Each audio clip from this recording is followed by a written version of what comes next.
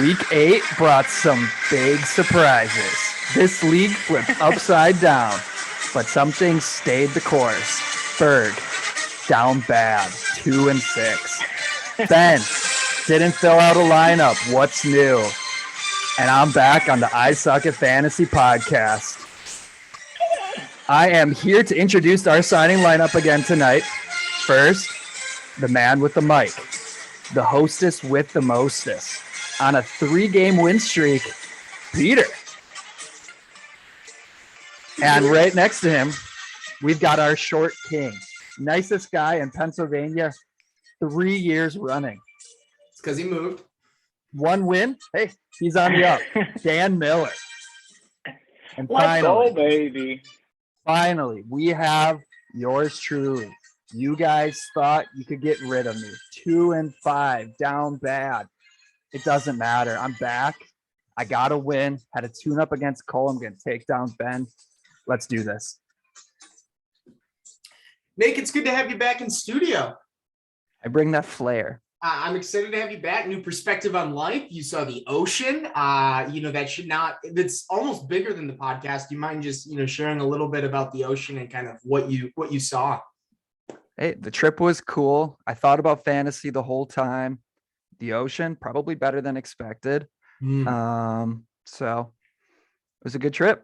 Hey, well, we're excited for you. I really don't know what to expect coming out of your mouth today, just because of that whole new perspective on life that you do have.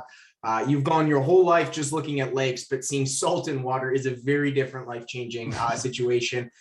Dan, looks like you successfully, unlike some people out there, made it out of jail today. So good to have you here. Long 48 hours, maybe 36 hours as you pounded the phone lines yesterday. I'd be curious to see a pie chart in the number of hours you spent just hawking trades yesterday. Emphasis on the hawk. But how's it going? I could tell you what, jail, not fun. Henry Ruggs is going to have a tough time in there. Stinks. Too soon. No, keep going. You're on a roll. That was it. Work stinks. Jail stinks. Henry Ruggs being a murderer stinks. Yeah, not great. Not a great look around the NFL. Obviously, our immunized quarterback, Mike White, Magic Mike White, Lightning, still sitting out there on waivers for anybody who wants him. Maybe Milk, will he get active as Aaron Rodgers has dropped? Will Mike White Lightning make his debut in our league? All that and more as we get going here on the I Suck at Fantasy podcast, number 6. Number 6, may I add? Don't even get me started on Mike White this week. I ordered my jersey. It'll be in before the game tomorrow. And, oh, baby doll. If and when the Jets and Mike White slay the Indianapolis Colts, clumsy Carson, it will be single-handedly the greatest moment of my life. To know that we've got our guy. You guys got some voodoo witch doctor seeing Aaron Rodgers for his COVID immunization. We got Mike White, Lightning, torching teams. His jersey's already on its way to Canton. Hey, he's doing aromatherapy. He's immunized. My quarterback is just fine. The only thing that I really took away from that is that a potential Thursday night middle of the season matchup win for the Jets would go down as Dan Miller's greatest moment of his life. The only question I have is how bad of a life have you led up to this point? It's up there with bad lives. He's rocking his Ben Simmons jersey, right? Yeah, hold out, all the above. Well, it's good to have you back, Nick. Last week, I just felt like I was, the referee in the Floyd Mayweather, who's the other guy, Conor McGregor fight, as I just tried to keep Schaal and Dan in 2 separate corners throughout we only had one little spat, and it was good for the viewership, but excited to have you back. Maybe we'll hear from Ryan from New Jersey, maybe not. But let's go ahead and get rolling here. And I'll go. We can get underway as we take a look at what happened last week around the league. So, what do we take away from last week's matchups as we take a look here? Nick, would you like to start? Yeah, I As a loyal member of this podcast, I did tune in last week, and I feel like I was the butt of a lot of jokes. And I think the common theme this podcast is going to be my roommate being the butt of the joke. Team Molesky can't even take the time to make a team name yet, putting up 70 points. He has not been performing. I think he's on a 3-game losing streak. So that was very notable to me. Some interesting roster moves from him. Another big faller, which you'll see in the power rankings, is going to be Chris. No fault to his own, but his entire roster was built around one guy. And well, when that one guy goes away, it's not going to look good. Your outlook's going to look bad. So I felt like those were the two biggest things that came out of this week.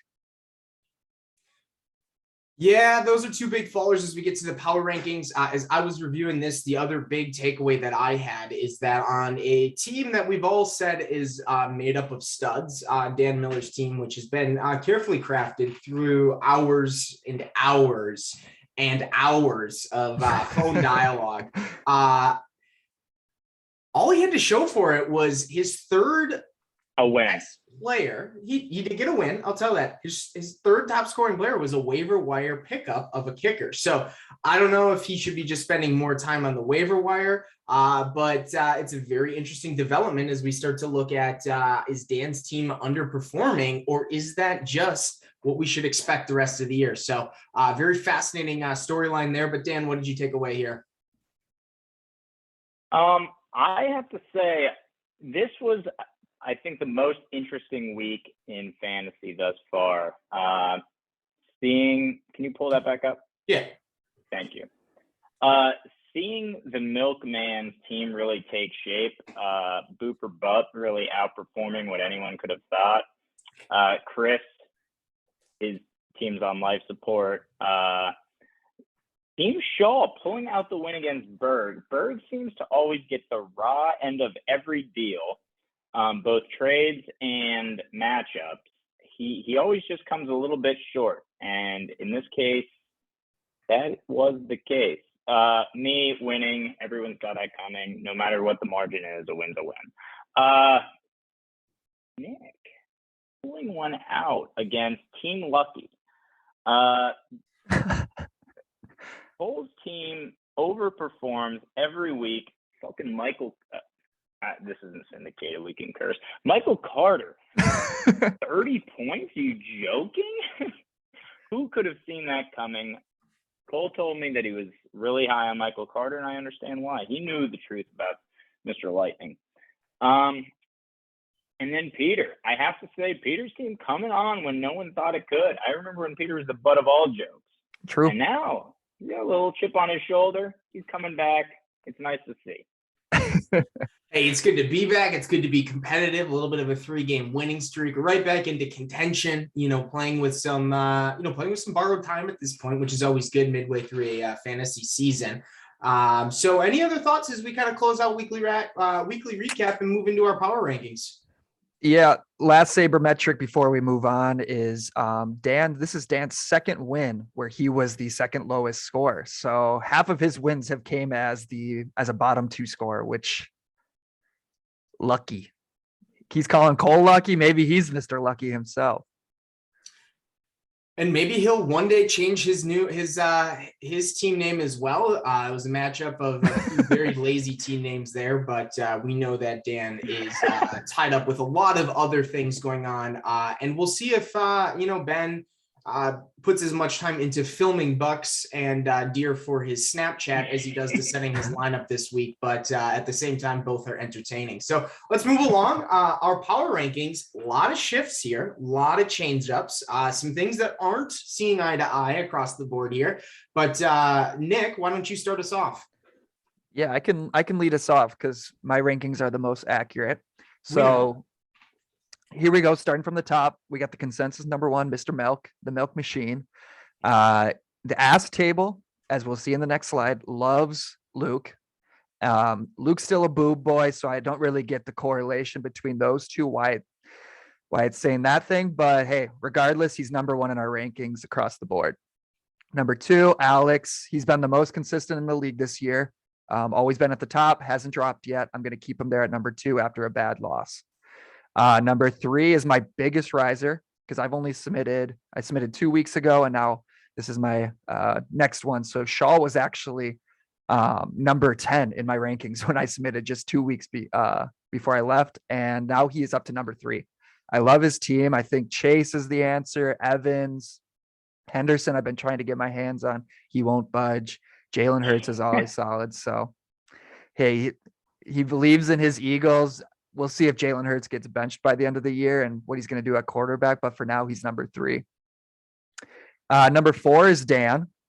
Again, my sabermetric might prove that he's lucky. I think he has the highest ceiling in this league, but we're quickly finding out he also has one of the lowest floors.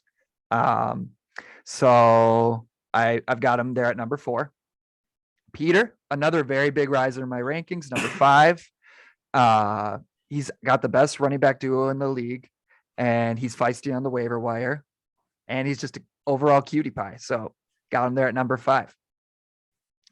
Number 6, Cole. I'm a believer in Cole. He's been somewhat, he's not in the bottom of my rankings really ever. He's always been at least like 6 to 8. I've got him here at number 6 because he keeps scoring a lot of points. Doesn't really matter who is on bye, but he's always got guys that come into his lineup. So he's got underrated depth, and I think he's got underrated wide receiver core. Allen and Robert Woods have produced well this year. This is a nominal. I'll put Ben ahead of me, similar to what Team Hungry Dogs did last week, putting themselves last. You got a big matchup. You want to prove it. I'll put Ben at 7th, but all of the metrics have him declining in the near future. Then myself, I'm headed in the right direction. 4th in most points, average 135 the last 3 weeks when I was not a part of Buymageddon. So I'm up on number 8, sorry. And then number 9, Chris, my biggest faller. He's going to be the biggest faller across the board. You lost Derrick Henry. Yeah, I don't think so. What, he's 5 and 3 right now, right? Yeah, I think he's gonna have a hard time getting back to 500 on the end of the season. So you can put that on the board that I think his best finish is 7 and 7, and I could see it going south from here. And then finally, Berg, 2 and 6. Yikes. Yeah, you're 10th in my rankings. You love making trades with Dan that everyone rips you on, and you are convinced they work out. And by the end of the week, you're like, yeah, that was a bad move. You can no longer rely on your points for argument because you traded away all those good players. So you're number 10th in my rankings. Don't listen to him. Hey, Dan, since you were so eager to talk there and tell us about how good of trades that he has made, why don't you take it away? Yeah, I want everyone to remember the trade when I gave Berg an absolute haul for Allen Robinson, and look how that worked out for me. So I don't win all these trades. I've been taken for a ride a few times. Cordell Patterson for Odell, not one of my greatest moves. All we are saying is taken for a ride, fair in the moment. But when somebody gives you a player and 10 fab like Gaskin, not great. And we will table the Zeke talk. Not great. The Chubb trade. I wasn't even Is this the first time we're talking about it since it happened? I think it happened after the podcast, right? Last week. It did happen live on the podcast 2 weeks ago when Dan broke it to us. Oh, yes, you are right. And I don't think we reacted. It was during a bye week, so we didn't have Zeke that week. And then a lot of shell shock there. And True. Then coming out of that, that'll be an interesting one to track stats on as the year goes. Have fun. Yeah, he's going to have to deal with Chubb's bye now. It didn't make sense at the time, and it's not going to make sense for a team that's 2 and 6 right now. A very murky backfield in Cleveland. Yeah. Anyways, Dan, take us away. Yeah, so I got Milk at number 1. Even though he doesn't seem interested in the league, I think Milk spends those long lawyer hours milking away at his team. He doesn't do much in terms of trades, but he does make moves on the waiver wire. And his team has stayed mostly put together and healthy all season. Next, I have Toy. Toy underperformed this week, but so did I. Toy took a loss, but but I still think his team is super solid. I think he's got some good pieces, and I see him being a threat as the season goes on. Number 3, I have myself. It pained me to put myself this high. It really did. After I scored the second lowest amount of points, but I did get the win. I do have such a strong lineup on paper. It just has to turn around soon. I have to score over 115 soon, and I'm thinking this might be the week. Next, Schaal, huge riser. There was some jokes at one point. My team name was, "Are you going to get a win all season?" And it looks like he has. He's really putting up numbers, pushing his way up these power rankings. Next, I have Ben at 5. I might catch some flack for this one with everyone ragging on Ben's team so hard. I think Ben's team is okay. I think his managerial skills are piss poor, and I think his team is starting to reflect that. He had a good draft and a lucky matchup schedule, so he got some lucky wins. He has low points for, and he's officially out of the playoff picture. But I think this is his week to make some moves, and he didn't on the waivers today. So we'll see if he makes any adjustments, but if he loses to Nick this week, it's going to be bad news then. Next, I have Chris.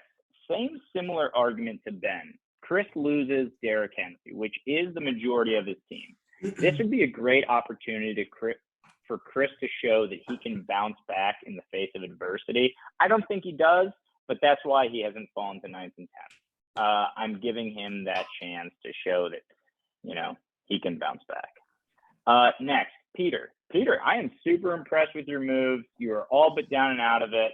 You just like Chris and Ben have the opportunity. In the face of adversity, you responded. You made moves. You took some risks that have paid out, and here you are climbing up the power rankings. I have you at 7 right now, but I foresee you continuing to move up. Same goes for Nick. I feel like the Nick-Peter combo is the exact opposite of the Ben-Chris combo. Ben-Chris falling hard, have no managerial skills, where Peter-Nick have the managerial skills and they're climbing up. They were both down incredibly bad, laughing stock of the league, but have put their nose to the grindstone, done some trades, made some moves, and they are winning games. Next, Berg. Berg, I wish you were higher. I think the league's more fun when you're doing well, but for some reason, your team just continues to lose. You put up numbers, but you play to your opponent. Well, you play 5 points less than your opponent about every week. And you're in a win now situation, so let's hope you can pull it through. Cole, I'm going to regret putting you at dead last, but every week it seems like your players are getting injured. I don't understand how you even field the team, let alone continue to put up numbers. I think you beat me the majority of weeks, but for some reason, I can't name 2 healthy guys on your team. It's honestly impressive, and I'm looking forward to seeing that continue. I think Cole's team is the opposite of mine. It puts up numbers, but has no star power, names, consistency, where mine doesn't put up any numbers, but has all the guys that should. Those are my power rankings. A lot of shakeup. And if you look at it, I think most of us had similar tiers for most people. A few reactionary moves on my end as I walk through here. But number 1, I had Milk. Milk has the best receiving core in the league. Amari Cooper trade is looking like actually to work out pretty well in Milk's favor at the moment. We'll see if that continues, if Justin Jefferson turns it on. But to see DK Metcalf put up the numbers that he did, and with Geno, and by the way, have Cooper Kupp, he is very scary. And with Christian McCaffrey coming back, I think Milk could be in the driver's seats come postseason and likely be looking at a bye.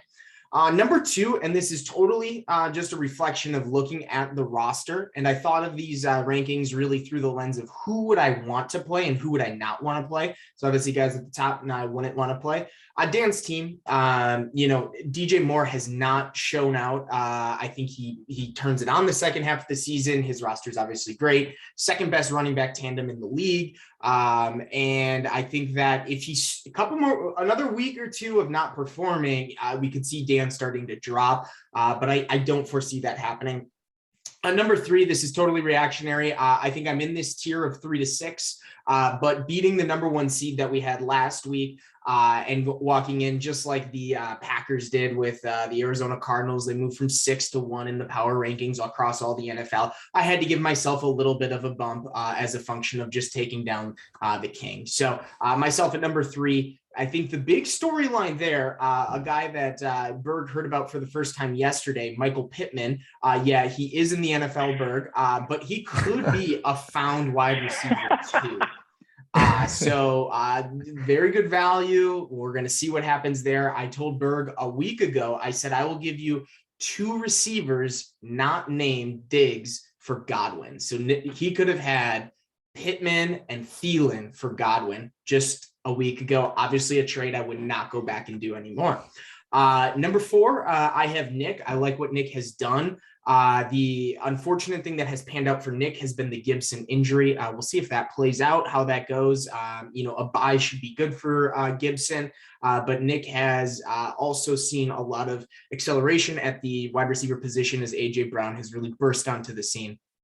Number 5, Schaal. I love Schaal's team. I think that once again, he's been the biggest riser all year. And with Jamar Chase, what he's done, Mike Evans, his piece that scares me the most is Mike Evans. He's been a stud all year, but as those pieces start to move back into for Tampa Bay, does the ball just start to get spread around more? And does he lose his red zone targets? And as a function, see a little bit of a dive there. So that's number 5. Number 6, I have Toy. I like Toy's team, but he's like he's got a Dan level team with a little bit of a lesser name. So lesser names on his team that haven't performed great. So McLaurin, I love McLaurin, but Taylor Heineke throwing him the ball hasn't been great. I like Mike Williams, but was that a flash in the pan and our team's catching on to that? And Keenan Allen's more in the mix and Austin Eckler going to be the show there. I think he still has his role, but is he the wide receiver 1 that we saw early on? I don't know. And then Kelsey, who obviously you spend a fortune for in the draft, and rightfully so. You're getting some Doba. Nice. Who you spend a fortune for hasn't panned out to be the number. Well, he has been the tight end number 1, but it hasn't been what you want. Number 7, I have Berg. I still have him a little bit higher than number 10, than Nick did. His team can put up numbers. He does have a decent running back duo in a scarce running back league, but we'll see. He's obviously been on the wrong side of victory a few times and just hasn't gotten the points.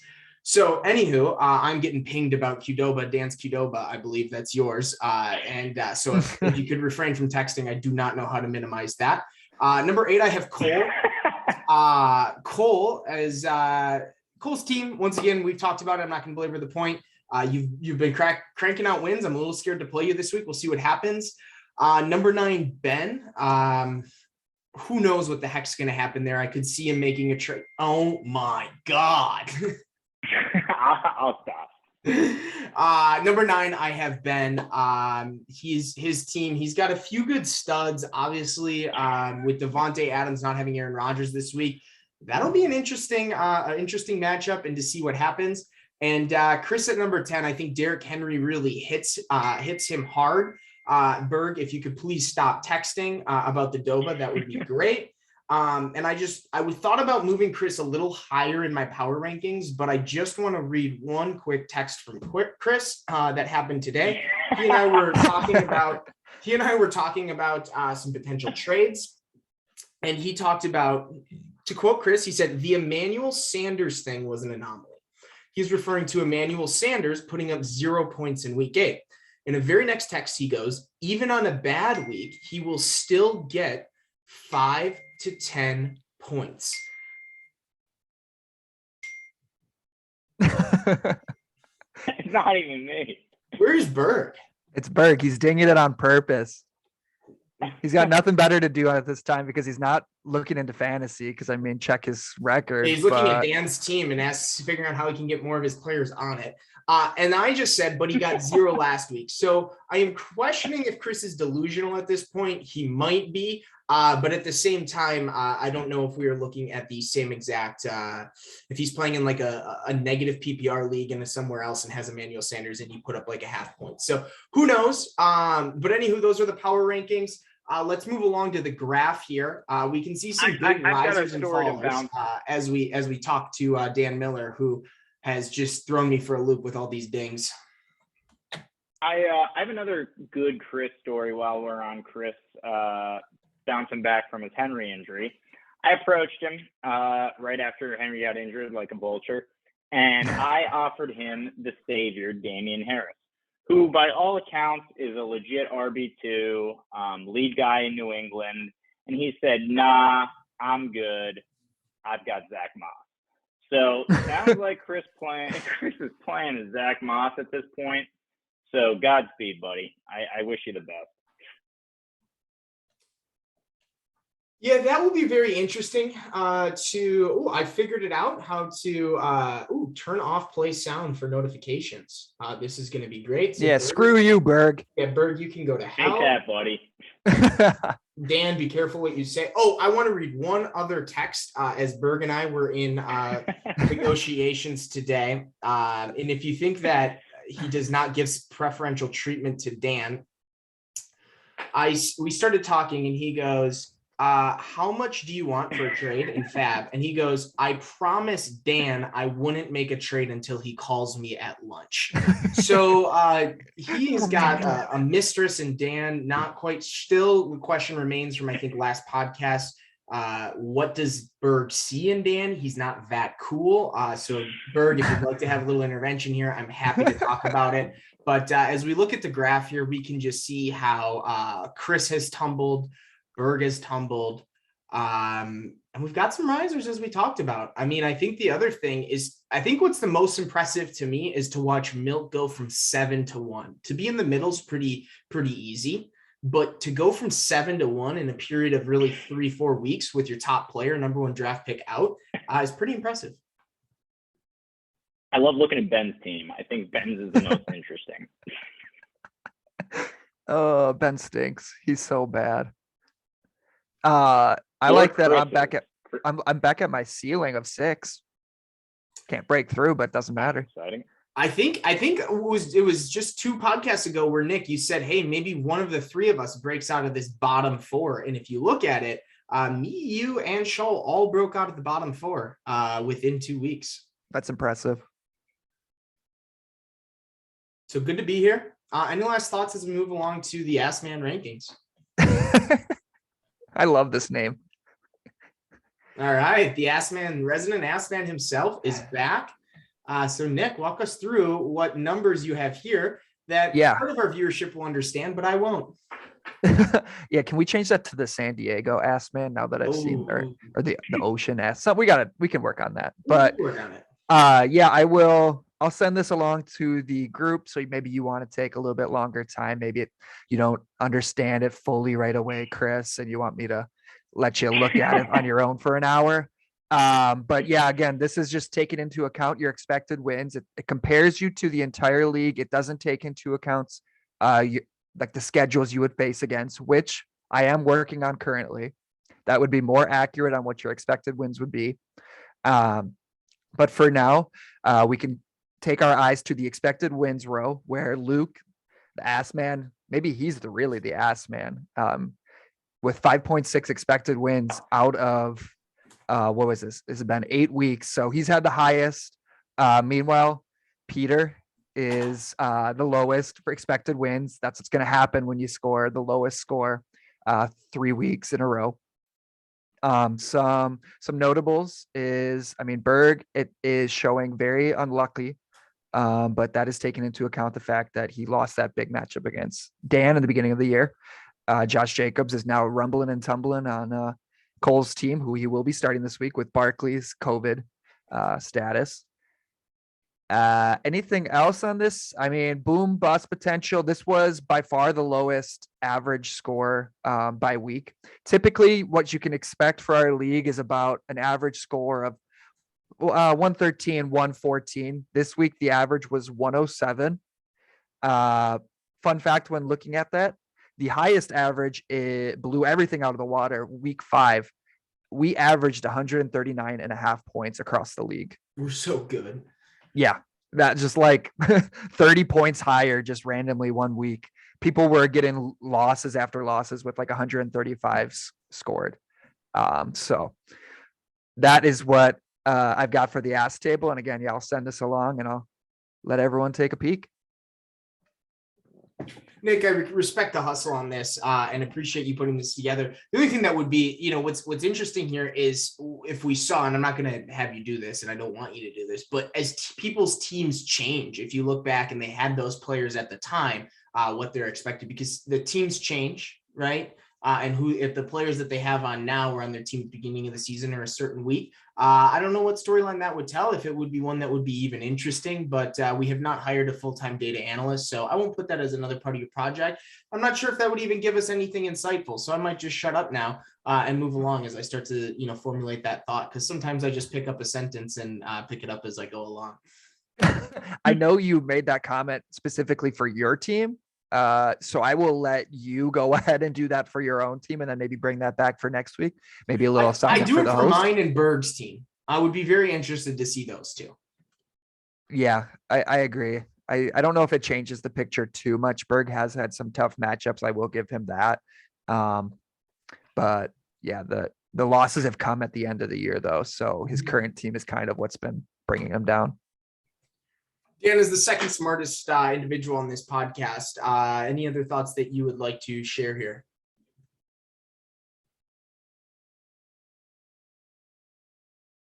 Oh no. Did we lose him? We might have lost him. Wait, were you talking about me?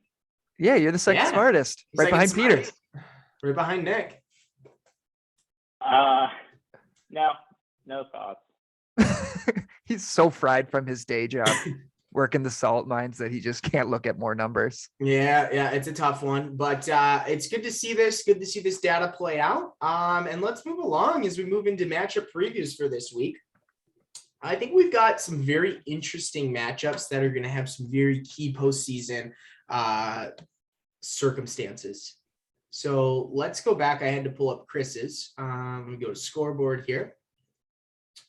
Let's start where we do not have a dog in the fight. And let's go with just here to beat Dan and Ryan from New Jersey's friend, Alex Schaal. I almost said Alex Berg. That'd be a little weird. Yeah. It's the battle of the Alexes. Does one have to change their name moving forward? Could be a good side bet, legally name change. Could be funny. Think about it, boys. You guys got each other's this one's numbers. Close. I really didn't get a chance to look at this one, to be honest, beforehand. So Dan, as maybe the best friend on the call to Alex Schaal, let's have you take it away. Yeah, I think this is going to be an interesting matchup, and believe it or not, I think it might come down to the tight end. Kelsey underperformed, hit his absolute lowest number last week, and Kyle Pitts also underperformed. Those are two tight ends with super high ceilings. If one of them goes off and the other doesn't, that could be easily a 15-point swing. Keep an eye on that. The only other thing that I didn't realize their flex positions were also so up in the air. Myles Gaskin versus Khalil Herbert. Myles Gaskin seems to go big game, dud, big game, dud. So it is the big game part of the Myles Gaskin graph. Shaw starting Cole Beasley too.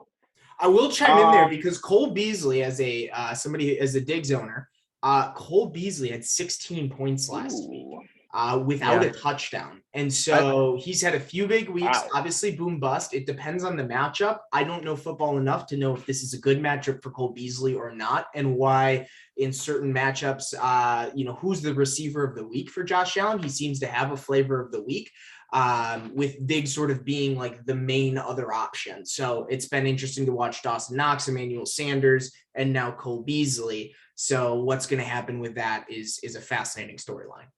Yeah, I love That is I love the interesting. Cole Beasley pickup. I wanted him to. I wanted to pick him up so bad to block Ben, and luckily Schaal did that for me because I didn't have any extra bench space. So I think Beasley is a great pickup. Yeah. I might have stand corrected on Beasley. It looks like Toy has most of the same team he has all season. I think this is going to be a really close match. I think this might be. I've looked at the matches, but I think this might be one of the biggest nail biters. It's going to be hard for me to pick a winner here. I think Toy's team underperformed last week, and I think he's due for a bounce back week. I'm going to have to take Toy here, but like I said, I think this could go either way. I'm going to go Schaal on this one. And the reason being is I think Darrell Henderson's going to have another massive game. I think that it is going to be a big game. I think that Darrell Henderson asserts himself on the national scale this week because there is no Derrick Henry. That offense is going to struggle this week. I believe is the first week without Derrick Henry. They're going to put up a lot of points, be up big, and I think Darrell Henderson's going to run the ball and have another massive week. And I do like, I think Jamar Chase, is going to outperform, is going to be the highest scoring receiver here. Travis Kelce could have a good bounce back game against Green Bay, but I am going to go with Schaal in this one. Yeah, I like Schaal's team a lot. Like I said in the power rankings, he rose all the way to number 3. His running backs are super solid. I mean, he stole Mixon from Berg. Chase is the man. I told you I love Cole Beasley this week. Kyle Pitts. Case is still out on him without Calvin Ridley. I think a lot of teams are going to key in on him now, so he may actually have a tough time and struggle. Don't like him starting Gaskin.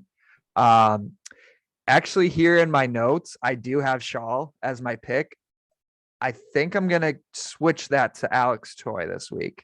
I think Schaal rest of season is a lot better spot, and I think he's going to sneak into the playoffs, but I think I've got Alex Toy. That is. All right, so we've got a little bit of a split here. I do just want to make one quick call out that last week, Schaal might be the best prognosticator at 4-1 ever to come on the show. Maybe a little bit like Mike Williams, flash in the pan, 4-1, and then never show his face again. We'll see. But a week of 3-2 for Nick just continues to roll along like the genius that he is. 4-1 for Peter, turning it around. We're hot this week, so we're gonna ride that train a little bit. Dan 2-3, another respectable week of picking. But Schaal 4-1, I'm impressed by that. Only one he got wrong.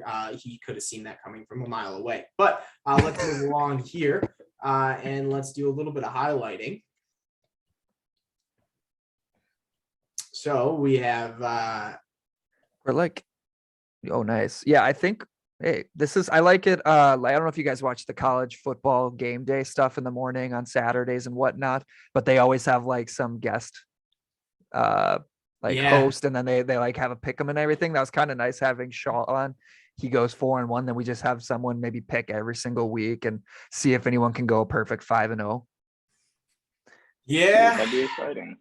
It'd be pretty cool. They had Ashton Kutcher on the other week. Ashton Kutcher. All right, another interesting one here. We'll move along. No dog in the fight here. Milk versus the Iceman. To Nick's point, it is Wednesday, and Christian McCaffrey is in Milk's starting lineup, so we'll move him in. But Nick, as resident smartest, walk us through. Stop saying that. Yeah, I made the joke that come Tuesday morning, bright and early, 7 a.m. at his lawyer office, Milkman sets his lineup, puts McCaffrey in his starters, benches Chuba, and then has to put his tail between his legs on Thursday or whatever day he actually gets ruled out and has to switch it around, and his points for expected drops by like 10. So I think that's going to happen again this week. I don't think McCaffrey plays this week, but he does play next week, is my Adam Schefter report. Luke has averaged nearly 140 the last 4 weeks combined. That is very impressive. His team is rolling. I think this matchup is really it for Berg. If he loses, he would have to go 5-0 to even sniff the playoffs. He's not doing that. He's not that good. So I think this matchup's going to be the nail in the coffin for the Iceman himself. Maybe he can finally read a poker book, so that he's not losing money to us at the table every week. Who knows? I've got the Milkman here.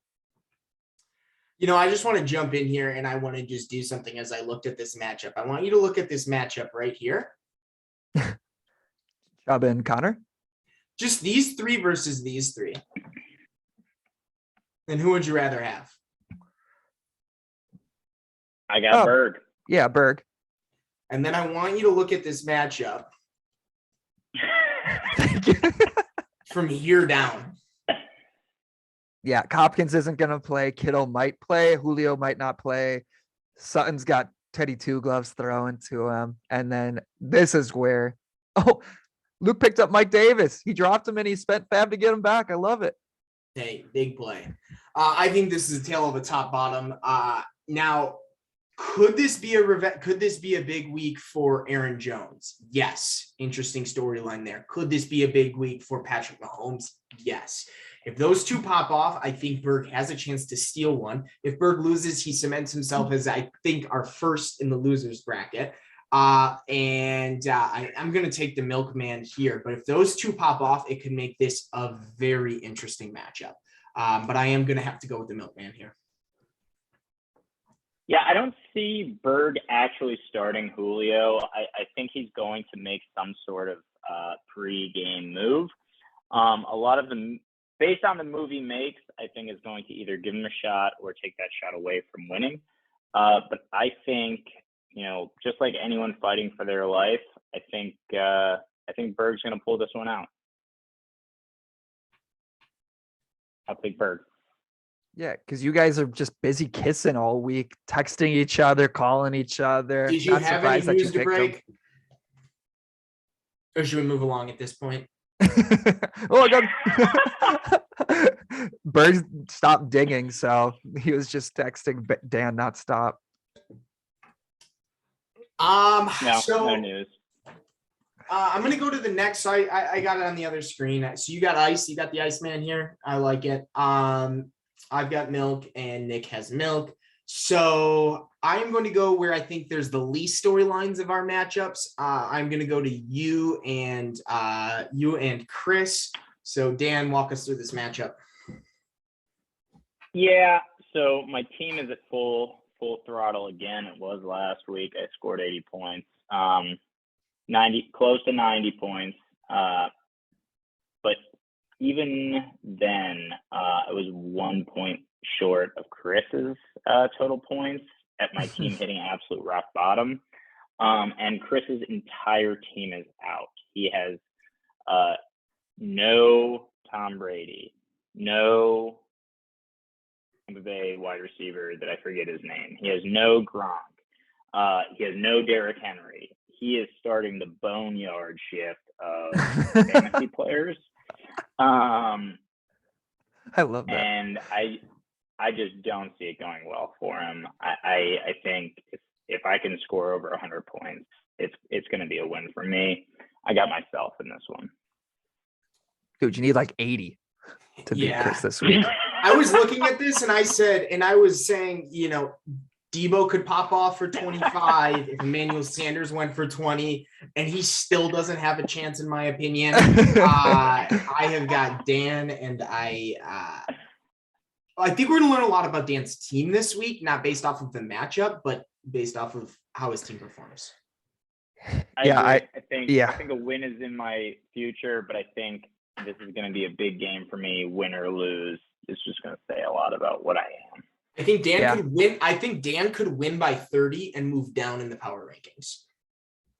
Yeah, that's a good way to put it. I love Dan's comments earlier about Chris has kind of got on a silver platter, Henry, Tom Brady, Fournette, even Debo, like Berg comes crawling to him. Here, take Debo Samuel. Like I think Chris needs to make moves. He's going to have to do something or else he's going to flounder. I thought of a great analogy. My high school basketball team was dog shit. So the varsity team, anytime we were struggling, we were not doing well, you bring in the JV team and you kind of beat up on them and you get that morale boost. I think Dan is going to get that type of morale boost with Chris, the JV squad. I've got Dan big here. What's the over under? What would be the over? What would be a tasty over under? I think Derrick Henry's average 25.5. Who would you take? Would you take I think that's a good Dan spread. to win by 25 or would you take? I would take Chris? Dan to win by 25.5. What is 25. what is the actual? They have it at 21, which is what I'm projected to win by. I put the line at 25.5 and I take Dan. I think I would take Chris at 25 points. I'll take Chris in 25. At what point do you take me? You? I think Yeah. like 18 to 20. I think an extra 5 to 7 points is a lot, especially for your team. I know that I Arizona think keep hasn't an eye on been. Pittsburgh D. Yeah, Pete. Yeah, Notice we haven't seen. good to see you have them. Dan, would you mind putting in an order for some Qdoba for me? I just got very hungry. Are you being serious? Do you want something? Yes, that's why I texted you. I didn't hear a ding. Dude, why don't you put it in? Well, I'm sort of doing. I'm gonna ask you your order on this podcast. I can text it to you. I guess I can order it. That's right. You put it in. All right. I have to put mine in. All right. Fair enough. Berg, pick up our food. All right. So I think we have a clean sweep of Dan here. Yeah. Already marked. All right. Let's move along to. Already marked. Let's move along to the second. I think the second most storylines is mine versus Cole. Ooh, I'm in the matchup of the week. I think you are. So as I put in my Qdoba order, I would like to hear the fantasy gurus walk through what they think is going to happen here. I also am putting in my order for Doba, so I'm going to leave it to Nick. Oh my God, you guys. I thought Pete was going to pick up like Paco's Tacos or something for poker tonight. So Ooh. yeah, let's get this wrapped up here. Peter Cole. Everything is pointing Peter's way recently. He's got great running backs. No buys to worry about this week. Dak should play. However, the sabermetric for this matchup that I found out was in the last 6 weeks, how many times do you think Cole has outscored Peter? Last 6 weeks when Peter said he's on the up and up. Either five. It is 5. Cole has outscored Peter 5 times out of 6 in the last 6 weeks. Is that a sign to come? I don't know. I still might have Peter. We'll see. Cole ran into a buzzsaw last week. You can't blame him for that. So I will take, I don't know. I love Cole. I think Cole is a great guy, but I think I'm going to take Peter. Mainly because Barkley's going to be out and James Robinson might not play. Oh, it's James Robinson. Who's Cole got to replace if Robinson doesn't play? Well, he can throw Jacobs. He can throw Jacobs up in his starter, and he can start his favorite wide receiver from Cleveland, Jarvis Landry. Thanks again for starting him against me, Cole. Tony might play. He loves Tony. You love to razz. Yeah. You love to razz Cole for getting Kadarius Toney. Oh, sabermetric of the week is that Cole bought Kadarius Toney for 31 fab. We've heard that, but he still had 61 fab at the start of the waiver wire today. I mean, it is unbelievable. Well done, Cole. But yeah, Kadarius Toney still sitting on his bench after 31 fab. Fascinating. Dan, who you got? Yeah, oh man, I think it's going to depend on if order play.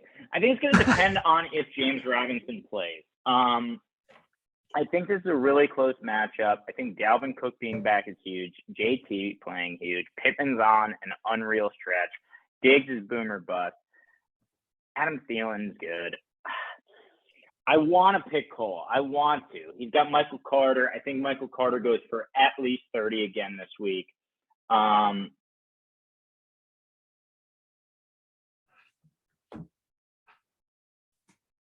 know, right? Pick Peter. I have to pick Peter. I don't want to. Everything, like, Cole's team is like the ultimate Cinderella story. I want her to keep dancing, but I think Peter wins this. Yeah, I think like I talked about Darrell Henderson asserting himself in the national spotlight. I think that happens for either Michael Pittman or Jonathan Taylor. My bold prediction of the week is that Or Michael Carter. Is that both of my running backs go for 20 plus this week. I like that as a bold prediction of the week, and I think that I'm going to take it. I'm also intrigued to see what Zach Ertz does. Could be potentially a waiver wire steal. He got out of that crappy situation with that crappy team, right, Schaal? But we'll see. Adam Thielen has been a stud, and Michael Pittman is a found wide receiver too. And him going up against the Jets, we know that's going to be an absolute shootout because Mike White is going to put up 40. So that means the Colts and Carson Wentz are going to have to put up 41 if they want to win. And they won't. I got myself. All right, and to the last. This matchup's going to be a lot clearer after tomorrow night's game. We're going to know a lot tomorrow.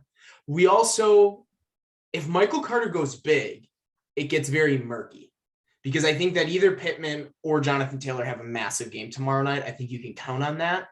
But if Michael Carter goes big, it becomes a very more like what's going to happen. Matchup of the week. It's interesting that you can count on the Colts to go big. Carson Wentz is so good. Right, Schaal? All right. Matchup of the week. Nick, take it away. Oh, all right. So 1, 2, 3. Okay, still got 3 people he's not going to start this week. It's probably less than he does in other weeks against other teams. So I loved seeing him get blue balled this morning. I was a little bit nervous. No. I upped my Boston Scott. I put in claims for a lot of running backs just to make sure I could get one because I needed both my guys are on bye for running back position. Dan, thank you for getting Devontae Parker. Glad Peter went and got, not Peter, Chris went and got McNichols. Schaal grabbed Cole Beasley. Ben thought he could come in with his second most fab bucks, put in a couple waiver claims for $4 and get starters against me this week. He's going to get the scraps. So he's got Corey Davis. Corey Davis on the wire. He's doubtful. They announced it today. Oh no. His move last week to start a defense that got -6 instead of a tight end is an all-time what are you doing? I don't think his phone lost reception for that move. I think he actually thought that was a good play. It was because I think the week before he saw Arizona put up 11 against me, so he thought he can make the same play and get tricky. Okay. Funny that you say tricky. Maybe that's what he's doing right now. Oh. Anyways, I think. And I've also got another fun fact again about the last 6 weeks. Now this time it's me versus Ben. My record against Ben would be 5-1. So I'm going to take myself this week. I think I've got him beat. His running backs are probably better. I'm going to be calling on the pride of Philadelphia and starting Boston Scott at my running back 2 with DeAndre Swift out. I think Josh Allen is a beast against Jacksonville. AJ Brown is a top 3 wide receiver right now. Don't at me. And I think I win this week and pulled it within a game under 500. Okay, boys. Quick question for you. Which position or positions does Ben not start a player this week? What are your thoughts? Potentially defense. However, he can put Devontae Booker in the starting lineup at this point. So I don't think we see that. I think there is a 30% chance. There's a greater than 0% chance that this is the finals that we'll see. There is a greater than 0%. But I do think he fills his lineup this week. So who do you think he's going to drop? Because he absolutely loves Alex Collins, and AJ Dillon's his guy. So I think I know he loves Michael Thomas. Maybe he goes and picks him up and takes a flyer on him. That is true. He has been big on Michael Thomas all season. Oh, Ben. Dan, who do you got? You should have it already put in. I got Nick. I'm going to zag here. Oh, screw you, Peter. I want you to win, Nick.